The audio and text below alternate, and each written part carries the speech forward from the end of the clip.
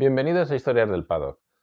El 20 de mayo se van a cumplir 50 años de uno de los momentos más tristes y luctuosos de la historia del Mundial de Velocidad. Ese día de 1973 se produjo la tragedia de Monza, un accidente múltiple, un accidente terrible en el Gran Premio de las Naciones que se cobró la vida de Jarno Saarinen y Renzo Pasolini y dejó multitud de pilotos heridos. Esto es Historias del Paddock.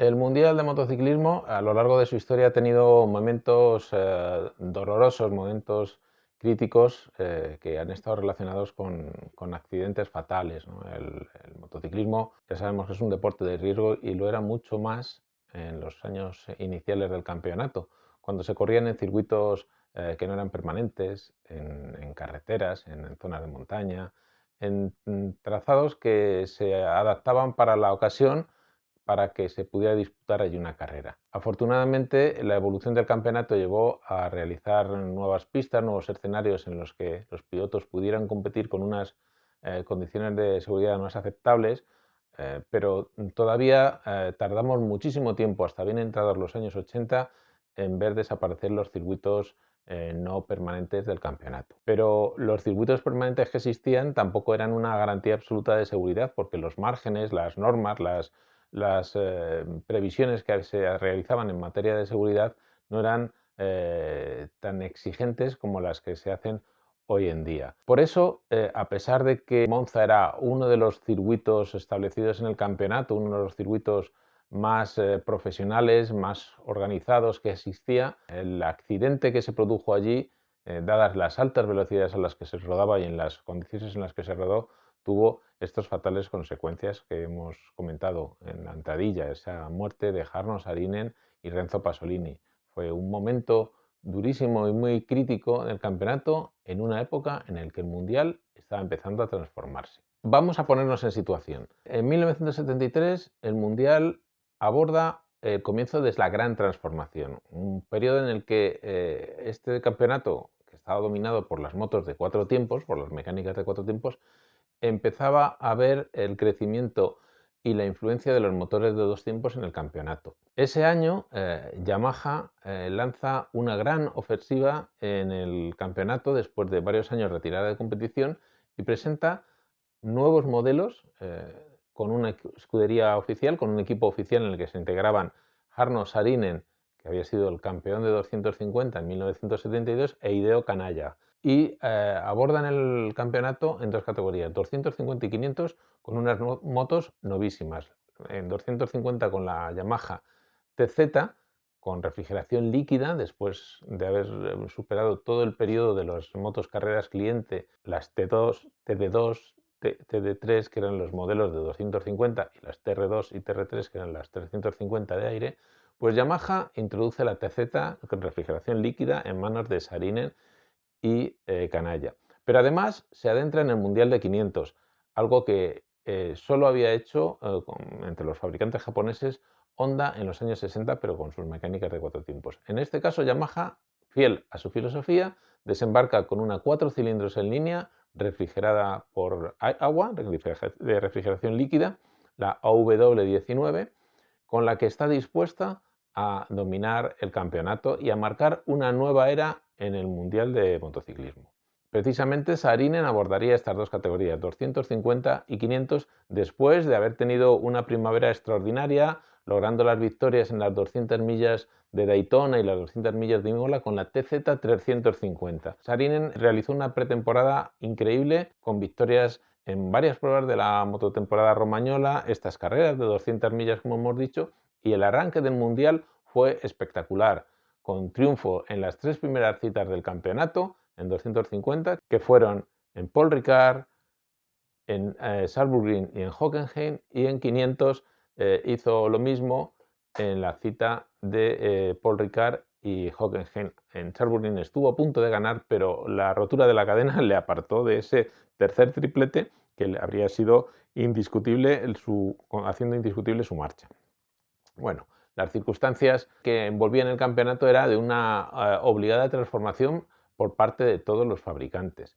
Este paso adelante que había dado Yamaha hizo que los habituales constructores ya sentados en la categoría, que tenían una gran influencia y una gran presencia en el campeonato, tuvieron que reformarse. En 250, el gran rival de Yamaha en esos días era Aermaki, que desde ese año pasa a denominarse Harley Davidson, porque la fábrica norteamericana había adquirido a Aermaki con anterioridad, pero a partir de ese año decide hacer uso comercial de su marca dentro de los grandes premios y renueva su moto, su 250 de aire, con una preparación con refrigeración líquida, mientras que en 500, visto el auge de las motores de dos tiempos y la llegada de la nueva Yamaha 500 de 4 cilindros, MV Agusta decide desarrollar un modelo a partir de su eficaz 350, que primero empieza en esa versión de 500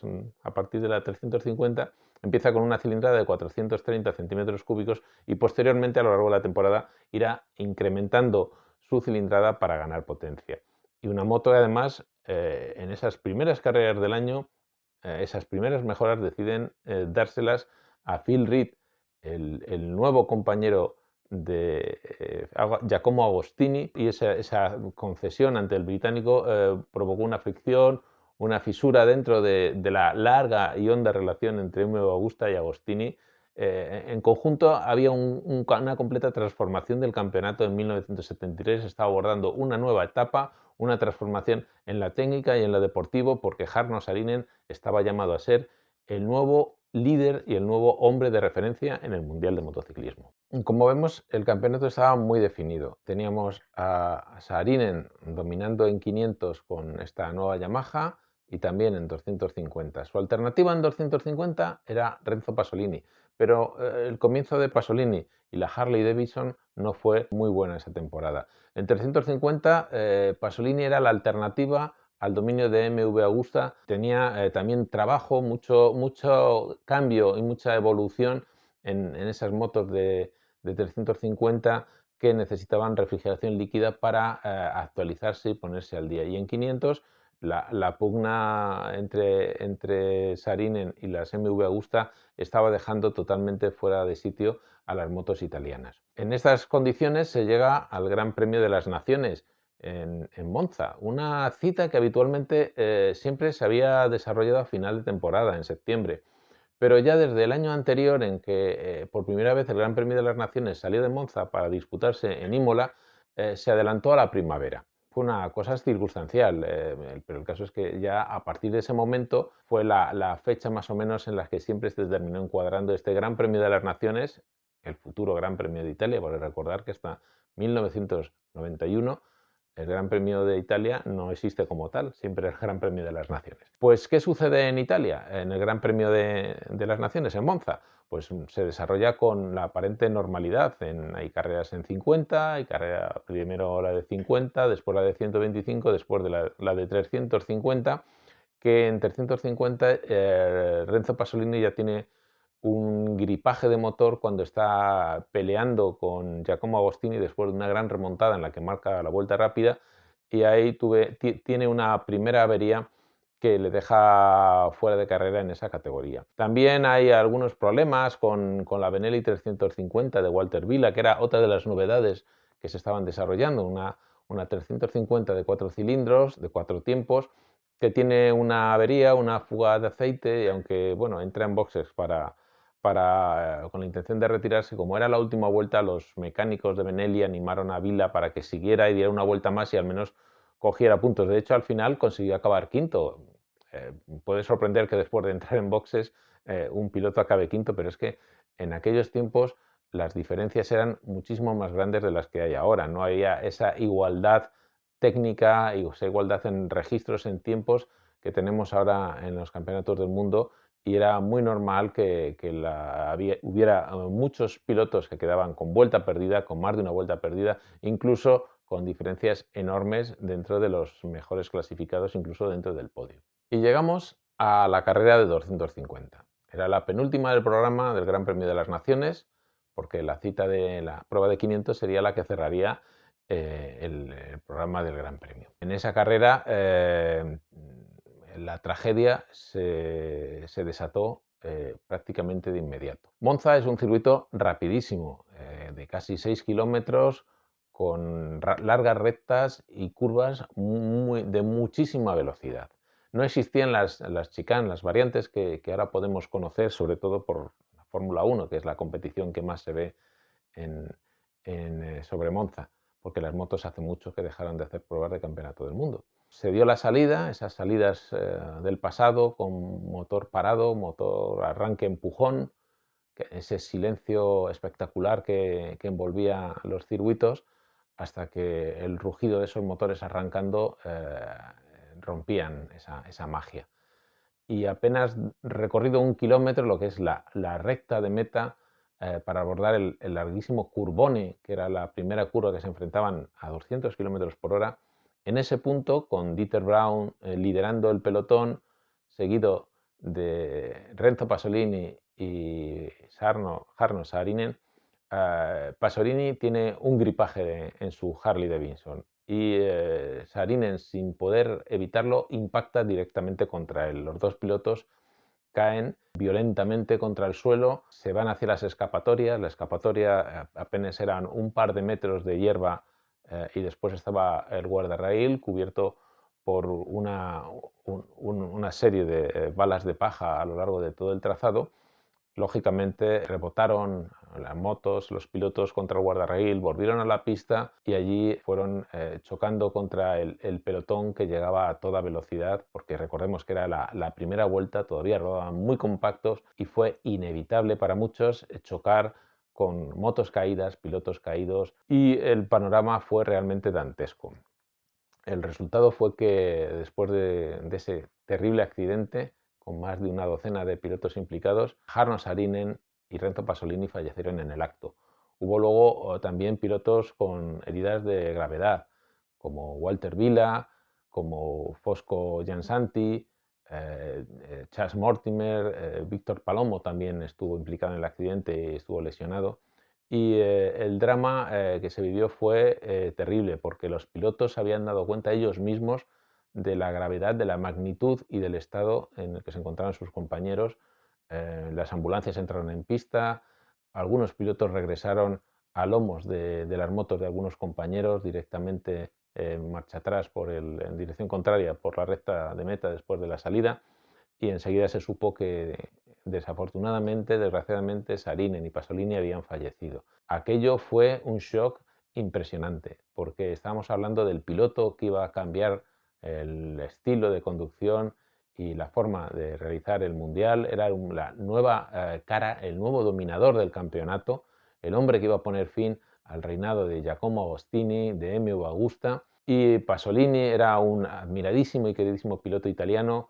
Siempre había estado a la sombra de Agostini en resultados, pero la afición italiana estaba dividida entre Mino y Renzo, entre Paso y Mino. Eran los dos grandes ídolos del motociclismo italiano. Aquella tragedia marcó totalmente al campeonato, y ese año fue terrible porque Yamaha decidió retirarse y todo el mundo siguió compitiendo, pero con esa tremenda y terrible sombra de la tragedia vivida en Monza. ¿Por qué se produjo este accidente? Desde el comienzo hubo muchísimas especulaciones y durante muchísimos años se mantuvo que el accidente se debió a los restos de aceite que había y que había dejado la Benelli de Walter Vila. Eso era totalmente falso. Esa versión fue difundida en diferentes medios y tiene como origen un enfrentamiento entre una serie de periodistas y fotógrafos y los comisarios de pista que estaban allí en ese momento, porque después de la carrera de 350 algunos señalaron a los comisarios de pista que tenían que limpiar algunas manchas de aceite que había. Hubo una discusión, incluso intervinieron los carabinieri. Benelli alegó que era imposible que su moto hubiera sido responsable de este accidente, esa Benelli 350, porque el cárter de esta moto tenía 3.500 centímetros cúbicos, y tras terminar la carrera vaciaron el cárter y sacaron 2.500 centímetros cúbicos de aceite. Teniendo en cuenta que durante una carrera de casi 200 kilómetros un motor puede llegar a consumir algo de aceite y otra parte se vaporizó rotura de motor de la moto, es muy arriesgado decir que en un circuito de casi 6 kilómetros y después de haber realizado una vuelta, precisamente la única curva donde estaba el problema fuera ese curvón grande, hubiera quedado todo el aceite ahí, y como se llegó a decir, esa curva estaba inundada de aceite, se llegó a escribir en algún momento. Pero esa no fue la causa real del accidente. Se abrió una investigación por parte de la Procura de la República, que es la Fiscalía italiana, y un perito de la Procura realizó un informe exhaustivo después de un profundo estudio de todas las motos implicadas. Se abrieron los motores de la Harley Davidson, se abrieron los motores tanto de la Yamaha de Saarinen como la de la Yamaha de su compañero Canalla, que las dos habían quedado, a pesar del accidente, habían quedado en buenas condiciones y de hecho el mecánico Freddy Brewer, el mecánico de Jarno Saarinen, arrancó con un sencillo empujón aquella moto después de recogerla del punto del accidente, lo que demostraba que el motor estaba en perfectas condiciones. Pero el análisis de la moto de Renzo Pasolini confirmó que uno de los cilindros se había gripado y que había dejado, ese gripaje había dejado una acumulación de material que había hecho que se fijara uno de los segmentos y provocara el gripaje. De hecho, el perito de la Procura indicó que además había muestras evidentes de un gripaje en otro de los cilindros, en el otro cilindro, un gripaje anterior a ese accidente. El equipo Harley Davidson reconoció que durante el trabajo de prueba y de transformación de ese motor refrigerado por aire a la refrigeración líquida, utilizando como recambio el material de Yamaha que se podía comprar en algunos sitios, como en Suiza, era una zona habitual donde poder comprar recambio de Yamaha, pues en ese trabajo de puesta a punto y de prueba en el banco de potencia de Harley Davidson en Varese, hubo un gripaje. Ese gripaje se solucionó y esos mismos cilindros siguieron equipando a la moto de Pasolini. Perito de la Procura fue muy duro y muy exigente y muy en su informe, porque de hecho dijo que esa transformación de refrigeración de aire a refrigeración líquida había resultado bastante precipitada y mal realizada. Sacó a ese fallo, a ese defecto, a esa deficiente preparación el problema y el accidente. Además de todo esto, bueno, el informe se publicó en septiembre de ese año, pero la noticia o la responsabilidad sobre el accidente por la mancha de aceite había quedado como la causa definitiva, aunque, como vemos, el informe de la Procura dejaba muy claro que era una avería, un gripaje que en la moto de dos tiempos estaban a la orden del día. Era una cosa de lo más habitual que se produjeran este tipo de incidentes. A veces se podían salvar, como el propio Pasolini había logrado hacer minutos antes en la carrera de 350, evitó su caída, evitó el accidente porque pudo salvar el gripaje pillando el embrague justo a tiempo, pero en la carrera de 250 resultó inevitable y resultó fatal. ¿Qué pasó con Monza? Además de esta situación, que ya dejó muy perjudicada el prestigio del circuito por esa falta de seguridad por el accidente, solamente 2 meses después, durante una carrera del campeonato junior italiano, se produjo una situación idéntica a la del accidente del Gran Premio de las Naciones. Ese día fallecieron 3 pilotos italianos, Renato Galtruco, Carlo Chionio y Renzo Colombini. Este último tuvo una caída en la primera curva, desgraciadamente chocó contra las protecciones, regresó a la pista y los dos pilotos que le seguían no pudieron evitar arrollarle, cayendo ellos con él. Y los 3 fallecieron en el acto. Esto fue el estoque definitivo para Monza. Se cerró el circuito para las actividades motociclistas, solo se autorizaban competiciones en un trazado junior de poco más de 2 kilómetros y el Mundial no regresó a Monza hasta 1981. Para entonces ya se habían construido las 3 variantes que todos conocemos, la variante primera del Curbone, de la curva grande, la variante alta y la variante Ascari, que es la que da acceso a la recta trasera. El Mundial apenas siguió en el Monza durante unos años más. Después del 81 volvió en el 83 y luego 2 nuevas ediciones en 1986 y 1987. Y desde entonces ya no ha vuelto a disputarse un gran premio. Durante muchos años fue escenario del Mundial de Superbikes, pero tampoco era un circuito ya con unas condiciones adecuadas para las velocidades, para las prestaciones, para las inercias de las nuevas motos, de las motos modernas, ya sea de producción o de grandes premios. Así que después de formar parte de la historia inicial del campeonato, de la historia fundacional del Mundial de Motociclismo, Monza desapareció del calendario. Bueno, y hasta aquí este episodio que realmente nos trae recuerdos tristes de una situación dolorosa, pero que forma parte de nuestra historia, de la historia del campeonato. Es importante recordar a la figura de ambos pilotos, de Jarno Sarin y de Reto Pasolini, dos grandísimos pilotos, dos hombres que dejaron huella, una honda huella en la historia del campeonato, y aprovechando con esta conmemoración de ese 50 aniversario de su desaparición, creo que era una buena oportunidad para recordarlos. Hasta aquí hemos llegado. Gracias por compartir este episodio, gracias por suscribiros, darle a la campanita y gracias por el apoyo que nos estáis dando porque ya hemos superado los 1000 suscriptores. Así que seguiremos aquí semana a semana intentando ofreceros lo mejor de la historia del motociclismo, lo mejor del mundo del motociclismo en Historias del Paddock. Muchas gracias, hasta pronto.